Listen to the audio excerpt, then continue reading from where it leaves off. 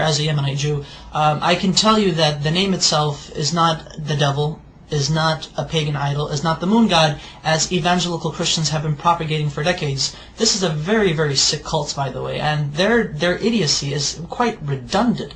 I mean, I can't even imagine if people would actually teach themselves these things and flatter themselves with these things, and at the same time claim to support Israel, when in actuality in Israel we say Allah, we say Yallah, we say these terms, these phrases are understandable to our understanding, that they are not in any way, shape, or form to what they say, to what evangelical Christians say is basically the devil. No, we understand what the name Allah means, what it signifies. Take the dictionary of the Hebrew language. I take the dictionary and I actually took the name of God, which is, through etymology, is the three letters Aleph, Lamed, Veh.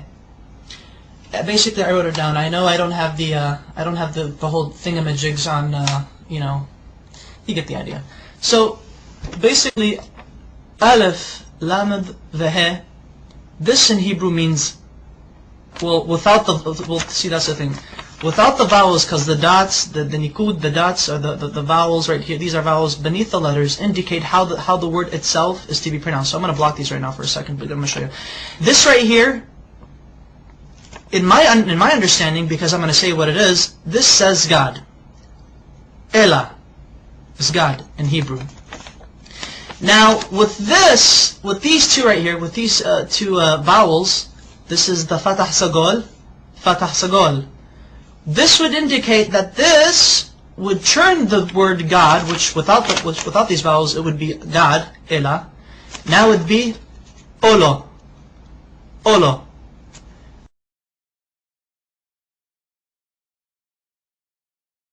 Olo means a curse, an oath, or a covenant. Christian evangelicals love to use this. They like to say, but you see, Allah, with these vowels, indicates that Allah is a curse. Therefore, the Muslims are worshipping an evil God who was a curse onto humanity. These evangelical Christians, they're nutcases, they're nutbags. And I took it upon myself further to actually see how they got this idea that Allah, the Arabic name of God, is a curse, and more recently is the devil. I don't know how they do it, but they do it. Allah is not the devil. God forbid. May God even forgive me for saying such horrible things. But here's the Hebrew version of the Arabic name Allah once it is written in Hebrew. The Arabic name Allah has 4 consonants because Hebrew is like Arabic. It's almost similar. Same alphabet, same thing, just different script. This is the Arabic name of God. This is how the script is. This is when it's connected, because Arabic is a cursive language. This is the connected form, but however, it is 4 letters. 1, 2, 3, and 4. I'm going to have to baby you guys into this. Now this is the name of God, Allah, in Arabic, but broken up. So that way each letter is given its position. This is Aleph, this is Lam, this is Lam, this is Ha. So Allah. Okay. Now this right here, Allah in the Arabic script, this is how it would become rendered in the Hebrew rendition. That way, Allah in Hebrew would be Aleph, Lamed, Lamed, He. Okay. Now, how do we get this, which this right here, this basically means curse. And the only reason why this means this curse, because of these 2 vowels. There are 7 letters in the Hebrew language that look like this, that have these 3 consonants. There are 7 Hebrew words in the Hebrew language that have these 3 consonants, and they're both the same. How do Hebrew-speaking Jewish people or non-Jewish people know? How do they differentiate? How do they know when a curse means a curse and God means God? Because this right here, without the vowels, this literally means God. This right now I'm just God. This says Elah, Elah. Now with the vowels, it means Olo, which means a curse. Look at this right here. I'm actually going to write down the proper Hebrew name of God with the correct pronunciation. This is how we know. This is how we could tell when God is God, and when the letter represents, or when the word is God, or when the word means curse. Okay. There we go. Notice the symbol, notice the vowels. This becomes A, and this dot right here, the holom, it becomes Alo. Alo. Olo, and Alo. Olo, Alo. Can you see the difference? This right here, though they have the exact same letters, Exact same letters. Everything is rendered the same thing. However, the use of vowels in the Hebrew language allows us to make distinctions between the understandings of what the words mean, what they imply. This may mean curse, but this at the same time may mean God. Okay, that's fine. In Arabic, God can also be written without using two L's. So it could actually be Alif, Lam, the He. So, Ilah, which is the exact same thing as Allah.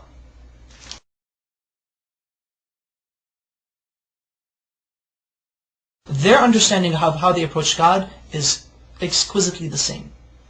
We do not share the system of belief with Christians that they and us worship the same God. No, we do not. So help me God. But Christian evangelicals do not worship the God of Israel. They do not worship the Islamic perspective of God.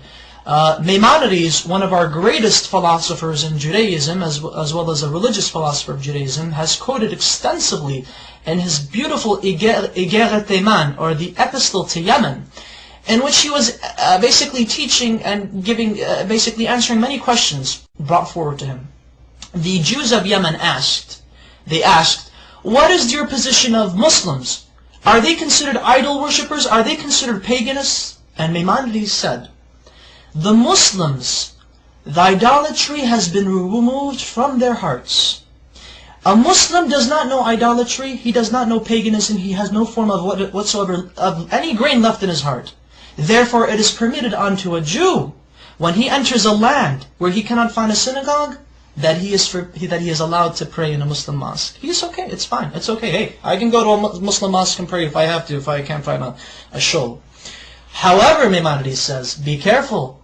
If a Jew enters a land where there is no mosque or a synagogue, then he is forbidden to enter a Christian church if there is one. Do not pray in a Christian church. And the reason why is because Christians do not worship the same God we do. They worship a pagan. They are idolaters. They are called Avodah Zarah in Hebrew, which means idol worshippers. So exquisitely said, so wonderfully stated. Oh my goodness! And you know, it's quite interesting that unfortunately there should be more Jews actually stating the facts as it is. That you know, Muslims and Jews and Muslims, we both worship the same God. No matter what these crazy evangelical Christians are saying, they're basically nutbags. Whatever they say, they just try to come up with exceeding lies, redundant lies. The type of lies that only a child in the kindergarten could easily make up. And emphasize that Arab Christians, and you know, this is what's also funny, and thankfully I remember this, because this is what I really wanted to say, get a load of this Christian evangelics. I should refer to you guys as evangelics. There are actually 20 million Arab Christians in the Middle East today, as well as the United States, as well as around the world. And Arab Christians and their religious services, and their Sunday services, and Mass, or whatever God frickin' services they have, Arab Christians refer in the Arabic Bible, the Arabic translation of the Bible, they say Allah in reference to God. Now, I would like to ask these evangelicals, what say ye of these people who claim to believe in your Jesus? What say ye to them? Now, are you going to go chase them and say, oh, you're worshiping the devil. The devil is Allah. Just let you know that classical Arabic is very close to classical Hebrew, biblical Hebrew, as well as classical Aramaic. They all tend to agree, they all agree in unison that Allah, Hashem, Allah are, through etymology, which is the study of the root of words, have come to a unanimous agreement that Allah is the perfect Arabic name of God, that it cannot be made into a male. Through its perfection, it cannot be made into a male gender nor a female gender. Rather, it is a neutral personification, not personification, but rather a neutral attribute to God. Such wonderful history.